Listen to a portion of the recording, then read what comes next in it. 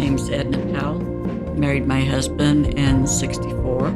He was a uranium miner. That was the first time I had ever experienced anything about uranium. We were married for 51 years whenever I lost him due to an illness from the uranium mine. It was a generational thing. Like with his dad, he had worked in coal mine as well as uranium mine. They were very determined, strong men to work hard, support their families. Yeah, it was a good life. You know, he was there for our children. We have 2 children, and just a very good man. I found out very young in our marriage that the mines were very dangerous. They would have cave-ins, and of course at that point in time, we did not know the dangers of the uranium mines.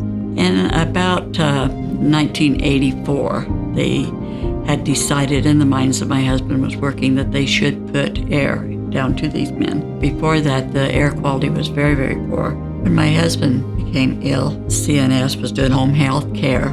They came to our home, set everything up, arranged for an RN to come in. I was not sure of the cost. We found there was no cost, that it was covered by Department of Labor. They made the transition very easy for us.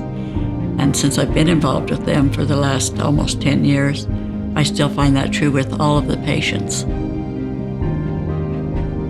I hired out to them in order to stay home with my husband. I was able to stay home and take care of him.